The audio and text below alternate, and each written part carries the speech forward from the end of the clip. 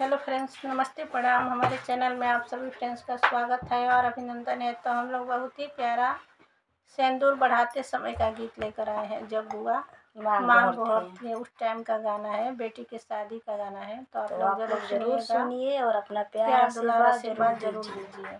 तो चलिए सुनाते हैं जी। हाथ में सिंदूरा लियल कवन बुआ ठाड़े जी, घुघुटा उठाव बेटी सिंदूरा बढ़ाई जी, घुघुटा उठाव बेटी सिंदूरा बढ़ाई जी।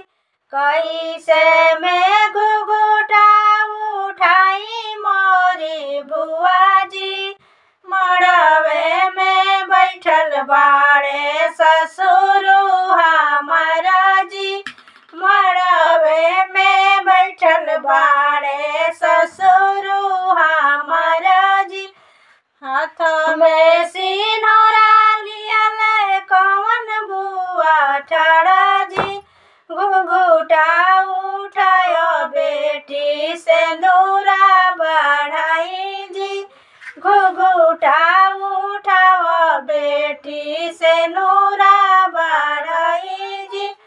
कैसे में घुघुटा उठाई मोरे बुआ जी, मड़वे में बैठल बाड़े बसुरु हमारा जी, मड़वे में बैठल बाड़े बसुरु हमारा जी।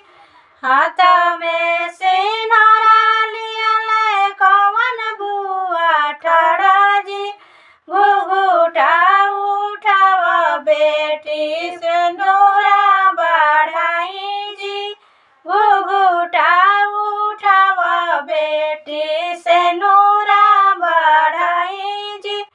कैसे में घुघुटा उठाई मोरे बुआ जी, मड़वे में बैठल बाड़े ससुरा के लोगा जी, मड़वे में बैठल बाड़े ससुरा के लोगा जी।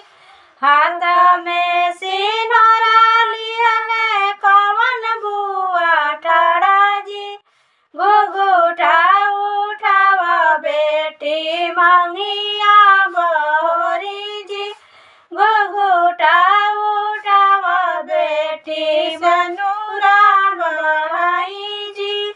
कैसे में घुघुटा उठाई मोरे बुआ जी, मड़वे में बैठल बाड़े ससुरा लोगा जी, मड़वे में बैठल बाड़े ससुर